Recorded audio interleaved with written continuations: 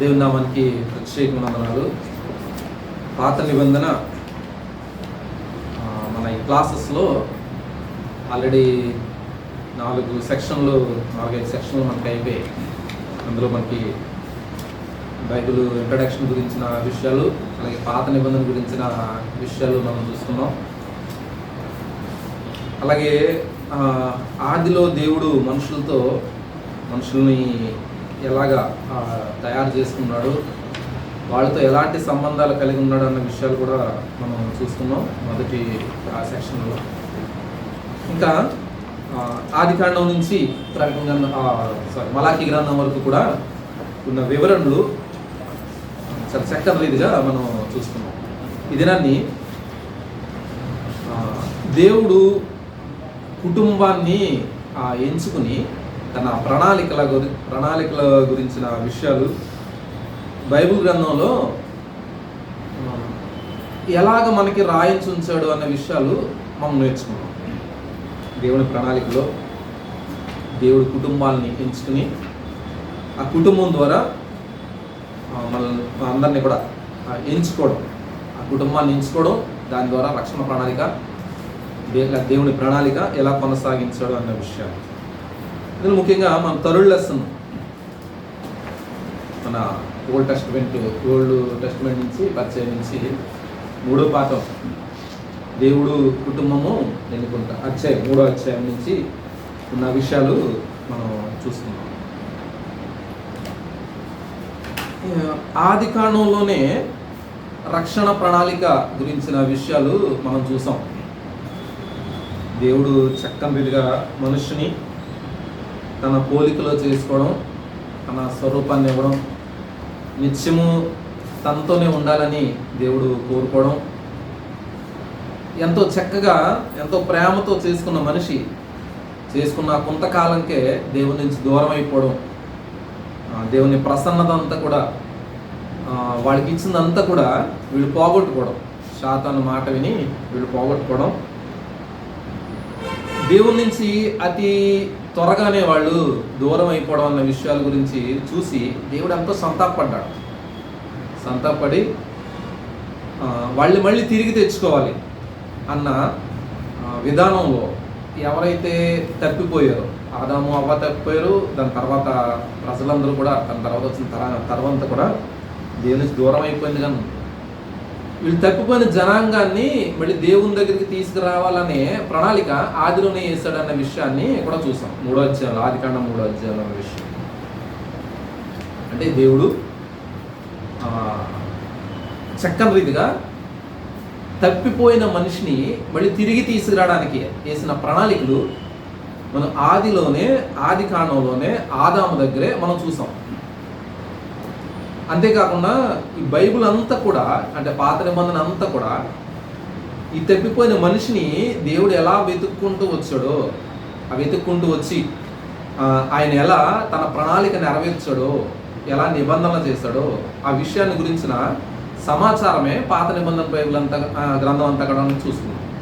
ఇందులో దేవుడు ప్రణాళిక మనుషుల ద్వారా ఎలా నెరవేర్చాడు అనే విషయాలు ఈ దినాన్ని మనం చూసుకుంటున్నాం.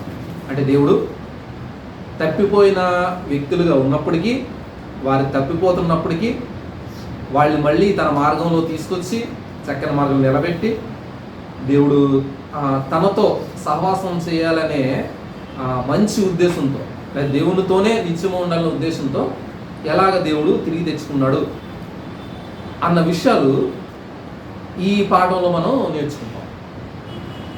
సరే, ఆదికాండంలో మనం చూస్తే ఆదికాండ వివరణలు చూడండి బుక్లోని. ముందు ఒకసారి ఆదికాండ ఇంట్రడక్షన్ గురించి చూద్దాం. ఆదికాండ అదే కొత్త వివరణ అధ్యాయాల గురించిన విషయాలు మనం చూస్తే మనకి 30 పేజీలు ఉన్నాయి. అక్కడ అబ్రహాం గారి దగ్గర నుంచి ఉంది, కానీ దానికి ముందు ఆదికాండంలో ఒకసారి చూస్తే మనకి 1 నుంచి 5 అధ్యాయాలు చూస్తే కనుక దేవుని సృష్టి, దేవుడు సృష్టి చేసిన తర్వాత మనుషులు పాపం చేసి పతనం అయిపోవడం. అంటే 1-2 అధ్యాయాల్లో దేవుని సృష్టి కనబడుతుంటుంది, 3-4 అధ్యాయాల్లో పతనమైపోయిన వ్యక్తులు, తర్వాత 5వ అధ్యాయం చూస్తే కనుక ఈ ఆదాము వంశావళి గురించిన విషయాలు కనబడుతుంటాయి. అంటే 1 నుంచి 5 అధ్యాయాల్లో దేవుడు చేసిన సృష్టి, ఆ సృష్టి పతనమైపోవడం, ఆ విషయాలు మొదటి 5 అధ్యాయాల్లో మనకు కనబడుతుంటాయి. ఈ 6 నుంచి 11వ అధ్యాయం వరకు ఉన్న విషయాలు చూస్తే కనుక దేవుడు మనుషులందరినీ చూసినప్పుడు, అంటే 1 నుంచి ఈ 2వ అధ్యాయం 3వ అధ్యాయం దగ్గర నుంచి 5వ అధ్యాయం వరకు చాలా మంది మనుషులు భూమి మీద విస్తరించడం మొదలెట్టారు. చాలా లక్షల మంది వచ్చేసారు, కొన్ని లక్షల మంది. వీళ్ళందరినీ చూసినప్పుడు హృదయాలోచనలన్నీ కూడా వ్యర్థం కనబడతాయి, అంటే చెడిపోయారు వాడు.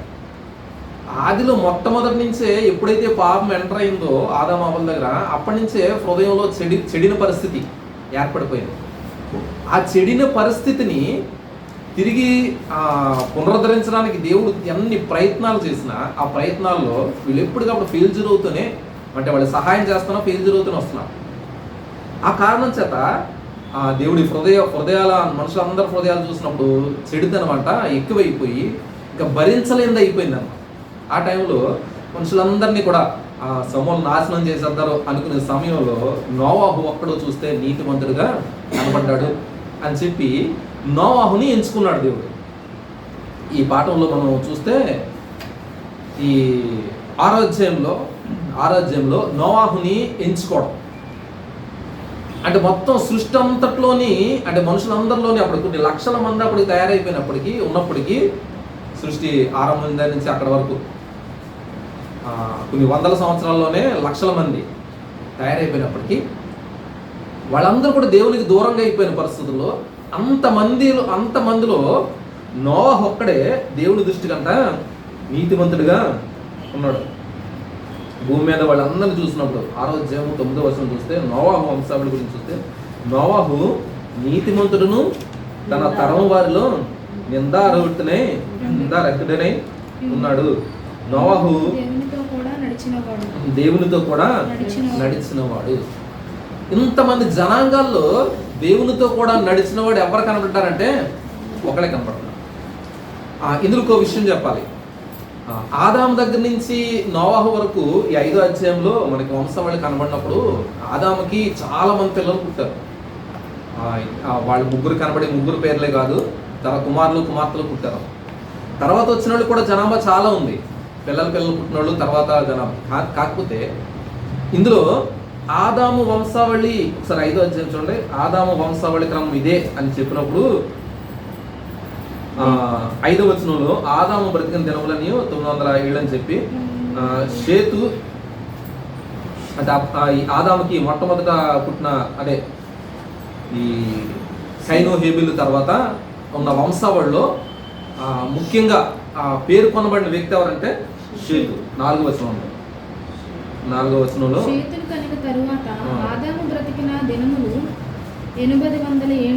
అంటే 3వ వచనంలో ఆదాము 130 ఏండ్లు బ్రతికి తన పోలిక తన స్వరూపమందు కుమారుని కన్ను అతనికి షేతు అని పేరు పెట్టెను.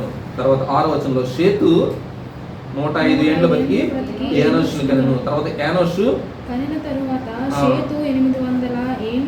తర్వాత యానోషేమో తర్వాత కుమారుని కేయినా.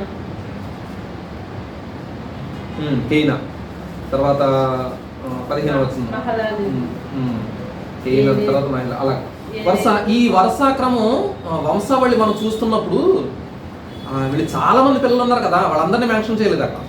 ఎవరిని మెన్షన్ చేశారంటే ఇది భక్తి గల కుటుంబంగా కనబడుతుంది. అది ఈ సీరియల్ ఏంటంటే ఆదాము, తర్వాత షేతు, తర్వాత ఏమో యానోషు, వీళ్ళందరూ కూడా ఈ హానోకు, ఈ మెతుషులా, లేకపోతే నోవాహు, లేకపోతే అబ్రహాము దగ్గరికి ఇలా వచ్చినప్పటికీ ఎవరైతే దేవునికి భక్తి కలిగి దేవుని మీద దేవునితో నడిచారో అలాంటి వ్యక్తుల కుటుంబాలు కనబడతాయన్నమాట. వ్యక్తుల కుటుంబాల్లో పెద్దలు వాళ్ళు అలాంటి వారిని మాత్రం నోట్ చేస్తారు.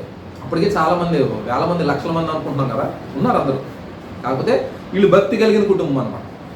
అంటే ఈ సీరియల్ కంటిన్యూషన్ చేయడానికి భక్తి కలిగిన కుటుంబాన్ని వేరు చేసుకుంటూ దేవుడు వారిని మెన్షన్ చేస్తూ వారి కుటుంబం ద్వారా మెస్సయ్యను తీసుకురావాలి, అంటే ఆయన వాగ్దానం చేసిన ఈ క్రీస్తు ప్రభువుని తీసుకురావాలనే ఉద్దేశంతో వాళ్ళు చక్కని రీతిగా వీళ్ళు కూడా పొరపాట్లు చేసినప్పటికీ వాళ్ళలోంచి మెస్సయ్యను మనకు తీసుకొచ్చాడనే విషయాలు మనం చూస్తాం. అందుకని లోక సువార్త ఇక్కడ రాసినప్పుడు ఆదాం దగ్గర నుంచి మొదలెట్టుకొస్తే ఈ వంశాలు కనబడుతున్నాం చక్కని రీతిగా. ఇప్పుడు అలాగా నోవాహు దగ్గరికి వచ్చేసారు. అంటే ఈ నోవాహు నీతి కలిగిన కుటుంబంలో ఉన్న వ్యక్తిగా, లేకపోతే నీతిమంతుడిగా జీవిస్తున్న వ్యక్తిగా ఆ కాలంలోనే నీతిమంతుడిగా ఒక్కడే కనబడ్డాడట. తర్వాత చూస్తే వాడు కుటుంబాన్ని రక్షించుకున్న వ్యక్తిగా మనకు కనబడుతున్నాడు. కనుక దేవుడు ఇతను చూసినాడు. నీతిమంతుడు అనగానే ఏంటంటే బైబిల్ గ్రంథంలో తన చేసిన తప్పుదలన్నీ దేవుడు చెప్పేసి నేను తప్పుది చేశాను, నన్ను క్షమించండి అయ్యా అని చెప్పి దేవుని మీద ఆధారపడిపోయిన వ్యక్తులు అనమాట. ఇక తప్పు చేస్తే పాత నిబంధన కాలం అయితే బలులు అర్పించడం ద్వారా దేవునికి నేను సరెండర్ అయిపోతున్నాను. ఇంక నా నీతి కానీ లేదా నా పరిశుద్ధత కానీ ఇంకేది నాకు ఉపయోగపడదు అని చెప్పి దేవుడి మీద పూర్తిగా వాళ్ళని సమర్పించుకున్నవాళ్ళు నీతిమంతులు. అంటే వాళ్ళు తప్పు చేసినప్పటికీ వాళ్ళు చేసిన పని ఏంటంటే దేవుని మీద ఆధారపడడం, దేవుని సహాయాన్ని కోరుకోవడం. దేవునికి వాళ్ళు అప్పటి కాలంలో బలి ఆగాలి కాబట్టి బలి అర్పించి దేవునికి వాళ్ళు పశ్చాత్తాపాన్ని వాడిని నేను తప్పు చేశానని తెలియపరచడం. ఇలాంటి వాళ్ళు అనమాట నీతిమంతులు. అంటే వాళ్ళు ఏ తప్పుదము లేదు అనడానికి కాదు.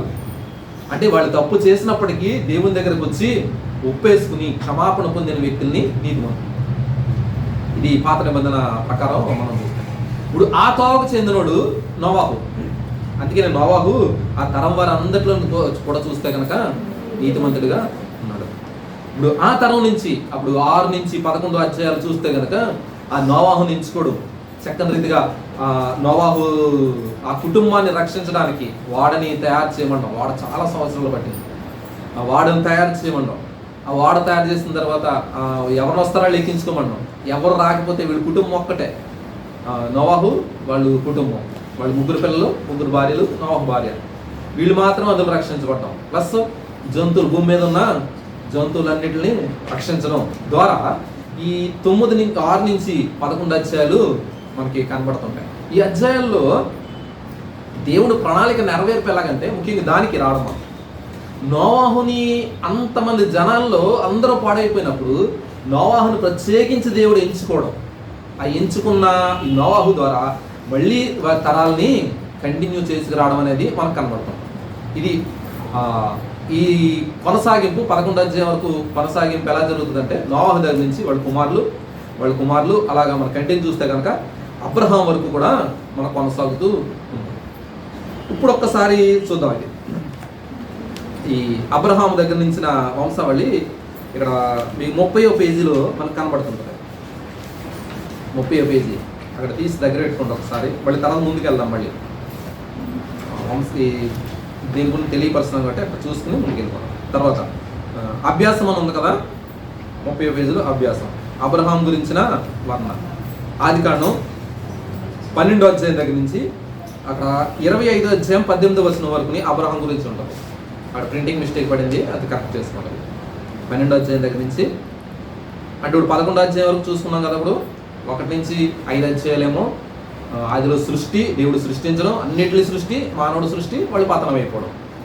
అలాగే 6 నుంచి 11 వచనాల్లో నోవాహు వాళ్ళ కుటుంబాన్ని దేవుడు ఎంచుకోవడం, వారి కుటుంబం ద్వారా అబ్రహాము దాకా వచ్చే దేవుడి ప్రణాళికలో వంశాలని ప్రత్యేకించి ఆయన భద్రపరుస్తూ ఉండడం. తర్వాత అబ్రహాం వరకు ఉన్న విషయాలు మనం చూస్తాం. ఇప్పుడు అబ్రహాం దగ్గర నుంచి ఈ 4 వ్యక్తులు ప్రత్యేకించి మనకు కనబడుతుంటారు. ఒకళ్ళు అబ్రహాము, తర్వాత తన కొడుకు ఇస్సాకు, తర్వాత యాకోబు, తన కొడుకు యోసేపు. ఈ 12వ అధ్యాయం దగ్గర నుంచి ఈ చివరి వరకు కూడా ఈ 4 కనబడతారు. అంటే ఈ నోవాహుని కుటుంబాన్ని ఎంచుకున్న తర్వాత నోవాహు కుటుంబం ద్వారా రక్షణ ప్రణాళికను కొనసాగించుకొచ్చాడు.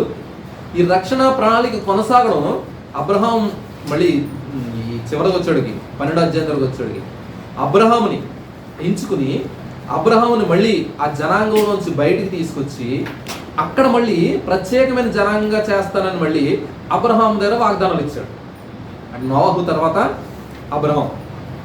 ఈ అబ్రహాము చరిత్ర గురించి చూసినప్పుడు ఇప్పుడు ఆదికాండము 12వ అధ్యాయం దగ్గర నుంచి 25వ అధ్యాయము 18 వరకు ఈ ఈ వృత్తాంతం అంతా కూడా మనకి చక్కని రీతిగా మనకి ఆదికాండం 12వ అధ్యాయం నుంచి మనకు కనబడుతుంది.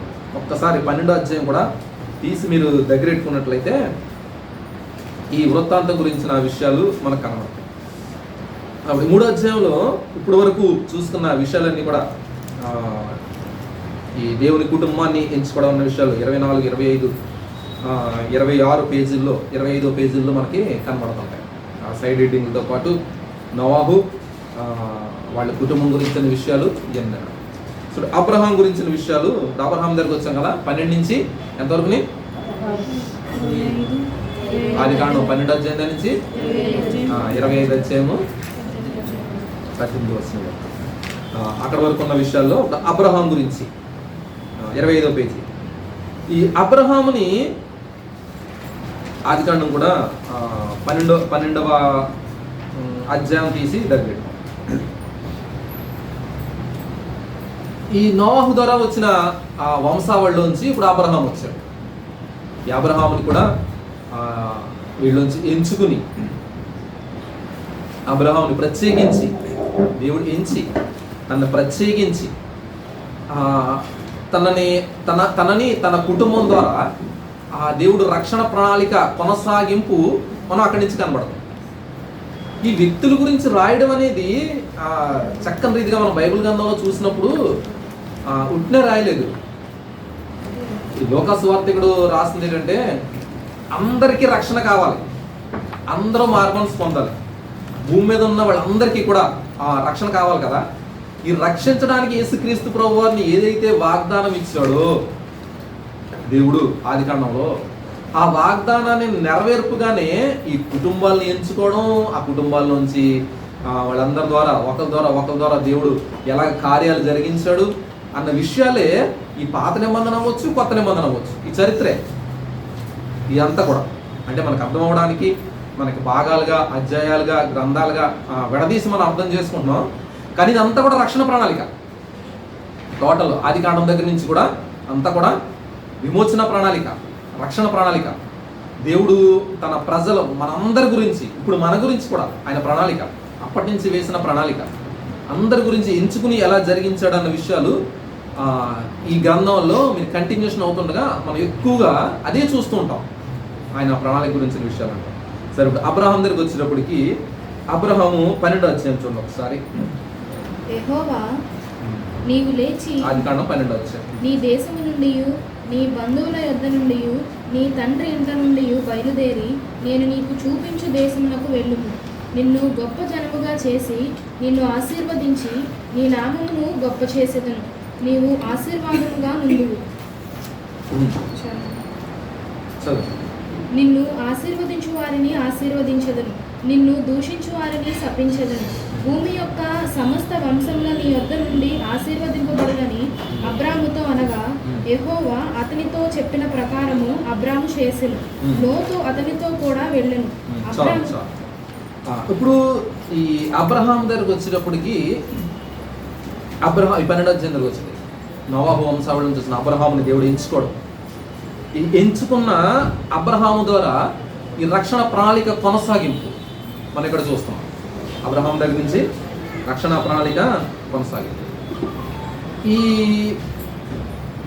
నోవాహు వంశావళిలో ఈ భక్తి కలిగిన కుటుంబం అంటున్నాం కదా, అందులోనే అబ్రహాం కూడా ఆ వంశావళిలోంచి వచ్చినవాడే. కాకపోతే ఈ కుటుంబాల్లో ఈ కుటుంబమే కాకుండా మిగతా కుటుంబాలు ఉన్నాయి కదా, అందరు కూడా అటు ఇటు కూడా దేవుణ్ణి ఎరిగి కూడా, నిజమైన దేవుడిని ఎరిగి కూడా ఆయన నుంచి దూరం అయిపోవడం, విగ్రహారాధికులుగా అయిపోవడం ఫస్ట్ నుంచి కూడా. అలాంటి ప్లేస్లో ఉండిపోయాడు ఇప్పుడు అబ్రహాం. ఈ కుటుంబం కూడా పాత నిబంధనలో అబ్రహాం దగ్గరకు వచ్చిన కుటుంబాలు కూడా విగ్రహారాధన కుటుంబాలుగానే ఉండిపోయాయి. అంటే ఎక్కువగా మనం ఎలాగ పరిస్థితి అనేది మనకి అక్కడ చూడలేకపోతున్నాం, కానీ వాళ్ళ కుటుంబాలను మాత్రం విగ్రహార్పితమైన లేకపోతే విగ్రహారాధన కుటుంబాలుగా ఉన్న దాంట్లోంచే బయటికి తీసుకొచ్చినట్టుగా అబ్రహాంను చూస్తున్నాం మనం యెహోషువ గ్రంథంలో కూడా. అక్కడ నుంచి పిలిచాడు, ఊరు అనే ప్రాంతం నుంచి పిలిచినట్లుగా మనం చూస్తాం. అంటే ఇందులో ఏంటంటే దేవుడు తన ప్రణాళికని నెరవేర్చడానికి మనుషులు తప్పు చేస్తున్నా సరే లేకపోతే పొరపాట్లు చేసినా సరే అందులో నుంచి వాళ్ళని ప్రత్యేకించి తన మార్గాల్లోనికి తీసుకొస్తున్నాడు అన్న విషయాన్ని మనం తెలుసుకుంటాం. ఈ విషయాన్ని బట్టి మనం చూస్తాం. అలాగే అబ్రహాం బయటికి తీసుకొస్తాడు ఆయన. అంటే అన్య జనాంగాలు ఉన్న ప్రాంతాల్లోంచి, లేకపోతే విగ్రహాలకి అర్పించబడే, లేకపోతే విగ్రహార్పితంగా మారిపోతున్న ప్రజల్లోంచి, వాళ్ళ దగ్గర నుంచి అబ్రహామును బయటికి తీసుకొచ్చి అతని ద్వారా మళ్ళీ రక్షకుడిని తీసుకురావాలన్న ఉద్దేశం. ఇక్కడ 12 అధ్యాయంలో చూస్తే అక్కడి నుంచి తీసుకొస్తాడు ఊరు అనే ప్రాంతం నుంచి. ఇది ఇరాక్ ప్రాంతం దగ్గర, మెస్పటోమియా ప్రాంతాల దగ్గర మన పాత నిబంధన మ్యాప్ల్లో కూడా, బైబిల్ పాత నిబంధన మ్యాప్ల్లో కనబడతాం. మెస్పటోమియా ప్రాంతాలు, ఇరాక్ దగ్గర ఉన్న ప్రాంతాలు. అంటే చెప్పాలంటే ఈ ఏదేని తోట ఆ చుట్టుపక్కల ప్రాంతాలు అనమాట. అంటే ఫస్ట్ నుంచి అక్కడే కదా పెరుగుకొచ్చారు వీళ్ళు.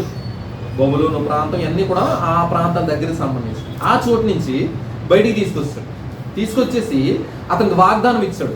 ఏంటి వాగ్దానం అంటే, అతనికి వాడు కుమారులు లేనప్పుడు నీకు కుమారులను ఇస్తాను, తర్వాత నేను ఆశీర్వదిస్తాను, తర్వాత నీకు దేశాన్ని ఇస్తాను, నీకు కుమారులు ఇస్తాను, నీకు ఆశీర్వదిస్తాను, నీకు దేశాన్ని ఇస్తాను. ఎందుకు ఈ 3 అంటే, యాక్చువల్గా ఇప్పుడు కుమారులు లేరు, అబ్రహాం కుమారులు లేరు. ఈ కుమారుణ్ణి ఇవ్వడం, లేకపోతే ఆశీర్వదించడం, లేకపోతే దేశాన్ని ఇవ్వడం, ఇవన్నీ కూడా ఆయన ప్రణాళికలో భాగమే. రక్షకుణ్ణి వీళ్ళకి ఇవ్వాలన్న ప్రణాళికలో భాగంగానే జరుగుతుంటుంది. ఇదంతా కూడా మనం వచ్చే పాఠాల్లో మనం చూస్తాం. అబ్రహాం నించుకోవడంలో ఉంది. వాగ్దానాలు ఇచ్చి అక్కడి నుంచి బయటికి తీసుకొచ్చిన తర్వాత 25 సంవత్సరాలు సుమారుగా వాడికి పిల్లలు లేరు. వాగ్దానం ఇచ్చి బయటికి తీసుకొచ్చాడు కానీ వాడికి పిల్లలు లేరు. పిల్లలు లేకపోవడానికి, ఉండకపోవడానికి కారణం ఏంటంటే, దేవుడు ఇస్తానని వాగ్దానం చేస్తాడు. విశ్వాసాన్ని పరీక్షించడానికి, విశ్వాసాన్ని పరీక్షించుకుంటూ వచ్చి 25 సంవత్సరాల పరీక్ష అనంతరం తనకి వాగ్దానం ఇచ్చిన పుత్రుణ్ణి ఇవ్వడం. ఇది వాగ్దానం ఏంటంటే, నీ ద్వారా, నీ కుటుంబం ద్వారా ఈ భూమి మీద ఉన్న సమస్త వంశాలు కూడా ఆశీర్వదించబడతాయి. ఇక్కడ చూడండి 3వ వచనం, ఇప్పుడు చదివిన దాంట్లో 2వ వచనం 3వ వచనం 12వ అధ్యాయంలో, నిన్ను గొప్ప జనముగా చేసి నిన్ను ఆశీర్వదించి నీ నామమును గొప్ప చేసేదను. అప్పుడు నేను గొప్ప జనాంగంగా చేస్తాను, నిన్ను ఆశీర్వదిస్తాను, నిన్ను ఆశీర్వదించిన వారిని ఆశీర్వదిస్తాను, శపించే వారిని నేను శపిస్తాను. 3వ వచనంలో భూమి యొక్క సమస్త వంశములు అంటే సమస్త కుటుంబాలు. ఈ తర్జుమాలో కూడా సమస్త కుటుంబాలు అని ఉంటుంది, మన ఇంగ్లీష్ బైబిల్లో కూడా ఆల్ ఫ్యామిలీస్, అన్ని కుటుంబాలు. భూమి మీద ఉన్న అన్ని కుటుంబాలు అంటే ఇంక మొత్తం మనం కూడానే, హెబ్రీలకి యూదులకి కాదు, అందరినీ ఆశీర్వదించాలన్న ప్రణాళిక. అంటే ఆది నుంచి ఎంత ప్రణాళిక కలిగి ఉన్నాడో దేవుడు అన్న విషయాలు మనం ఇక్కడ తెలుసుకోగలుగుతాం. సమస్త జనులను ఆశీర్వదించబడినట్లు ఆశీర్వదించబడని అబ్రహాముతో చెప్పి తనకి వాగ్దానం ఇచ్చాడు అన్నమాట. ఏదైతే వాగ్దానం ఇచ్చాడో ఆ నెరవేర్పులోనే కొనసాగించుకుంటూ వచ్చాడు. ఇది ఈ యొక్క మన థర్డ్ లెసన్లో మనం చూసినటువంటి విషయాలు. జాగ్రత్తగా మనం అర్థం చేసుకుంటూ చదివితే మనకి ఈ విషయాలు కనబడుతుంటాయి. ఇందులో మనకి 29వ పేజీలో టేబుల్ ఉంది చూడండి. ఇప్పుడు ఇచ్చిన వాగ్దానాలు, అబ్రహాంకి ఏదైతే వాగ్దానం ఇచ్చాడో ఆ వాగ్దానాల గురించి ఇచ్చినటువంటి టేబుల్ మనకి ఇందులో కనబడుతుంటుంది. 29వ పేజీలో అబ్రహాము నిబంధన టేబుల్ చూసారా? అందరం చెప్పండి. ఇప్పుడు చూడండి, ఒకటేమో ప్రాంతం ఇచ్చారు కదా, ప్లస్ దేశం. ప్రాంతం అంటే దేశం, అక్కడ రాసేసుకోండి దేశం.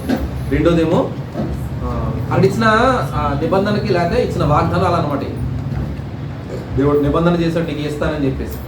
ఏమి ఇస్తాన్నాడు? ప్రాంతాన్ని ఇస్తానన్నాడు, దేశాన్ని ఇస్తానన్నాడు, తర్వాత సంతానాన్ని ఇస్తా అన్నాడు, జనాంగాన్ని. మూడోది నిన్ను ఆశీర్వదిస్తా అన్నాడు.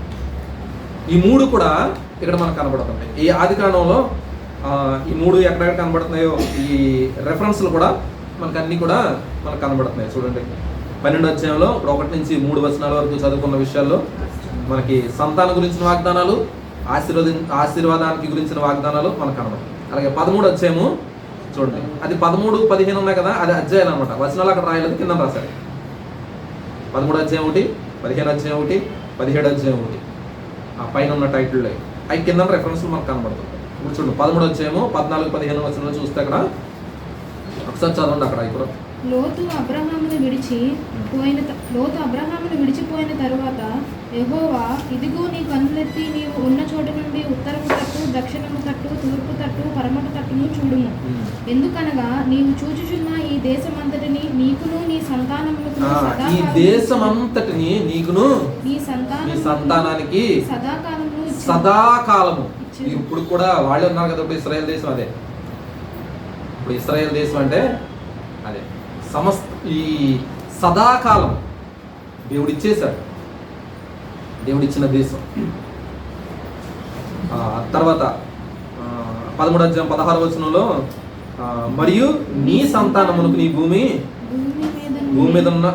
మీద ఉండు ఇసుక రేణువులే విస్తరింపజేస్తా అన్నది అక్కడ 16 వచనం. తర్వాత ఈ ఆశీర్వాద గురించి ఎంత చదివాం కదా. తర్వాత 15 అధ్యాయం 13-16 వచనాలు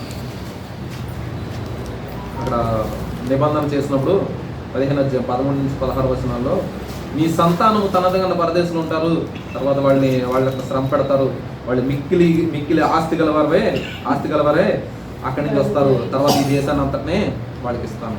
అలాగే 17 అధ్యాయము 5 వచనంలో కూడా ఈ జనాలకి తండ్రిగా నిన్ను చేస్తాను. ఈ వాగ్దానాలన్నీ కూడా మనకి టేబుల్లో ప్రత్యేకించి మనకి రాయబడి ఉన్నాయి. ఇందులో ముఖ్యంగా అబ్రహాముకి ఇచ్చిన వాగ్దానం అంతా కనబడుతుంది. ఏంటి వాగ్దానం? 3. ఒకటి, నీకు దేశాన్ని ఇస్తాను, నీకు సంతానాన్ని ఇస్తాను, నిన్ను ఆశీర్వదిస్తాను. నిన్ను ఆశీర్వదించేవారిని ఆశీర్వదిస్తాను, శపించేవారిని శపిస్తాను. ఐగుప్తులోకి వెళ్ళినప్పుడు ఈ రాజు గారికి, ఐగుప్తు రాజు అబ్రహాము ఐగుప్తులోకి వెళ్ళిపోయాడు కరువు వచ్చినప్పుడు. అక్కడికి వెళ్ళిన తర్వాత బంధించేస్తాడు, సారాన్ని కూడా తీసుకుంటాడు. అక్కడ సారాను అసలు టచ్ చేయడు. తర్వాత అబ్రహాం చెప్పిన మాట ఏంటంటే, వాళ్ళు ఐగుప్తు దేశం అంతా కరువు వచ్చేస్తుంటే, లేదా సంతానం కోల్పోయే పరిస్థితి వచ్చేస్తుంటే, ఈ అబ్రహాముని వాళ్ళ కుటుంబాన్ని అక్కడ సారాని తన దగ్గర పెట్టుకున్నాను, ఐగుప్తు రాజు దగ్గర పెట్టుకున్నాను. వాళ్ళు భయపడిపోతుంటే అబ్రహాము ఇక్కడ వాగ్దానం కూడా ఉపయోగించాడు. అది నిన్ను ఆశీర్వదించిన వారిని ఆశీర్వదిస్తా అన్నాడు, నిన్ను శపించే వారిని శపిస్తానని ఆ దేవుడు చెప్పాడంటే వెంటనే భయపడి నీతో నాకెందుకు డిస్కషన్ అన్నట్టు సారాని తనకు ఉన్నదాన్ని అంతా వదిలేస్తాడు అన్నమాట. తనకి ఏమేమి అప్పు చెప్పాడు అన్ని కూడా వదిలేస్తాడు. ప్లస్ దానికి ఆస్తి కూడా, వాళ్ళకి ఏమేమి ఇచ్చాడు అన్ని కూడా ఇచ్చేస్తాడు. అంటే నిన్ను ఆశీర్వదించిన వాళ్ళు ఆశీర్వదిస్తాడు, నన్ను ఆశీర్వదించి బాబును వదిలేశాడు అన్నమాట. అంటే అక్కడ అబ్రహాం దగ్గర ఎలా ఉందంటే చుట్టుపక్కల వాళ్ళు కూడా భయం కలిగింది, దేవుడు ఆశీర్వదించబడిన వ్యక్తి. సరే, ఇప్పుడు మన దగ్గరకు వచ్చినప్పటికీ మనం యూదులం కాదు కదా, మన యూదులమా? మనకి ఈ వాగ్దానాలు మనకి ఎలాగొస్తాయి? యూదులకి ఈ వాగ్దానాలు కదా. అందుకని పౌలు గారు చెప్తున్న మాట ఏంటంటే, గలతీ పత్రిక ఒకసారి చూడండి.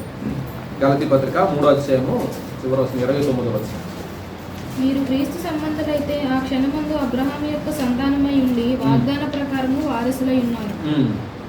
మీరు క్రీస్తు సంబంధులైతే, అక్కడ బుక్ లోనే రాయబడి ఉంది ఆ వచనాలు కూడా. ఇప్పుడు అబ్రహాము, ఇది ఒకసారి చూడండి, అబ్రహాము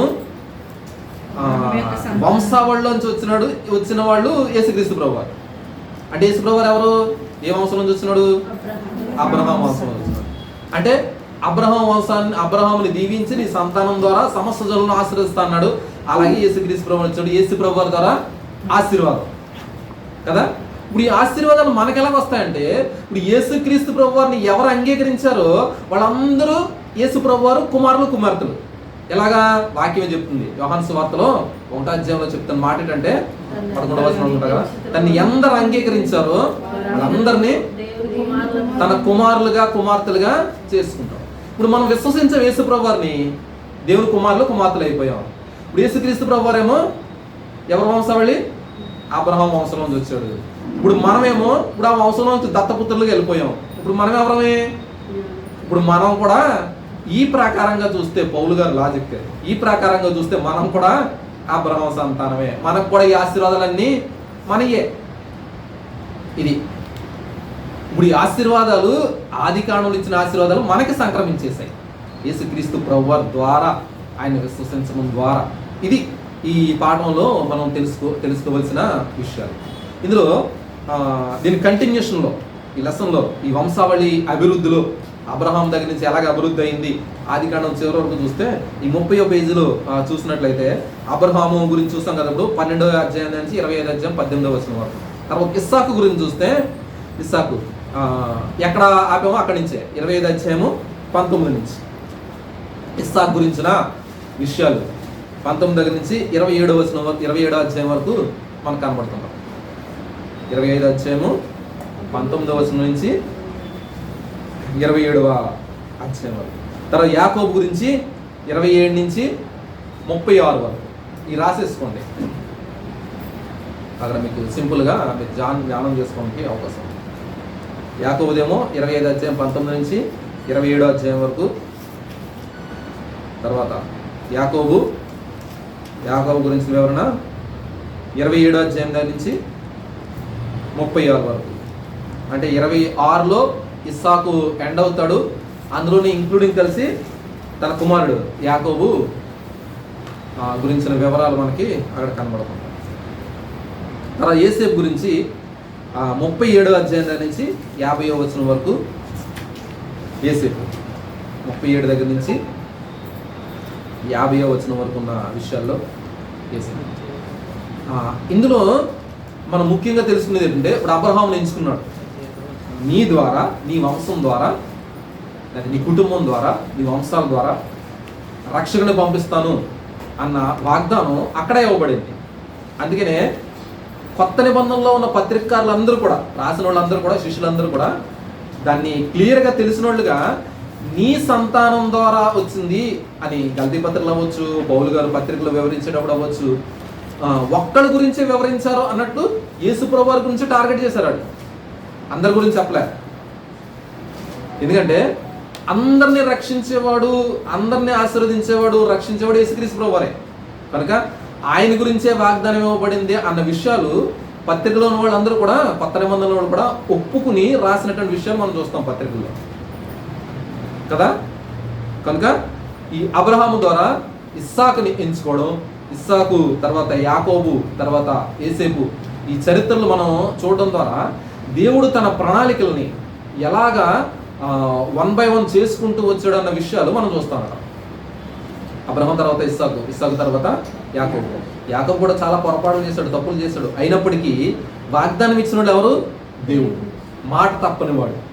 మనుషులు తప్పులు చేస్తున్నప్పటికీ ఆయన వాగ్దానాన్ని నెరవేర్చుకుంటూ వచ్చాడు అన్న విషయాలు ఈ ఆదికాండంలో మనం చూస్తూ ఆయన దేవుని ప్రణాళిక, దేవుని ఆది ప్రణాళిక ఎలా నెరవేర్చాడు అన్న విషయాలు మనం ఈ 3వ అధ్యాయంలో ముఖ్యంగా టైటిల్ ఏంటది?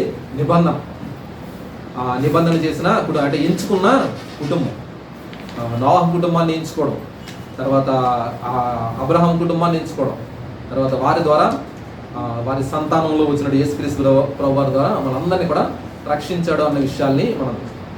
ఇందులో ఒక ముఖ్యమైన విషయం ఏంటంటే, అంతమంది జనాంగం పాడైపోయినప్పుడు ఒక్క వ్యక్తి నీతిమంతుడిగా ఉండడం సాధ్యమా అంటే నోవాహు చూపిస్తున్నాడు, సాధ్యమే. అంతమంది చెడిపోయిన వ్యక్తులు ఉన్నప్పుడు నీతిమంతుడిగా విశ్వాసంగా ఉండడం సాధ్యమా అంటే సాధ్యమే అని అబ్రహాం చూపిస్తున్నాడు. దేవుడు ఏమంటున్నాడంటే, ఒక్క వ్యక్తి ఉంటే చాలా ప్రపంచం అంతా రక్షించడానికి అంటే చాలు అంటున్నాడు.